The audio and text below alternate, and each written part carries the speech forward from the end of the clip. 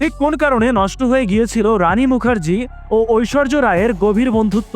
অনেকেই ভেবে থাকেন অভিষেক বচ্চন এবং ঐশ্বরিয়া রায় বিয়ে করায় মন ভেঙে গিয়েছিল রানী মুখার্জির।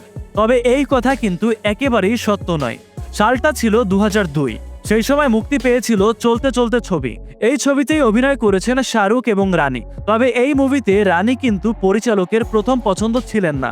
এই মুভিতে রানীর জায়গায় ভাবা হয়েছিল ঐশ্বরিয়া রায়কেই।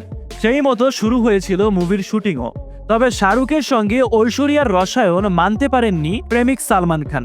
সেটে গিয়ে শাহরুখ এবং গোটা টিমের সঙ্গে বেশ ঝামেলা করেছিলেন সালমান খান এবং একটা পর্যায়ে ওই মুভি থেকে সরে আসতে বাধ্য হন ঐশ্বরিয়া রায়। এরপরে তার জায়গায় নেওয়া হয় রানী মুখার্জিকে। রানী এবং ঐশ্বরিয়া তখন ছিলেন বেস্ট ফ্রেন্ড। তার ছেড়ে যাওয়া ছবি রানী করছেন বলেই মন খারাপ হয়ে যায় এই অভিনেত্রীর। একটা পর্যায়ে রানীর সঙ্গে কথা বলাও বন্ধ করে দেন তিনি। আর এদের মধ্যকার সম্পর্ক খারাপ হওয়ার সূত্রপাত সেখানেই। এখানেই শেষ নয়, পরবর্তীতে যখন ঐশ্বরিয়া এবং অভিষেক বিয়ে করেন তখন রানীকে আমন্ত্রণও জানানো হয়নি।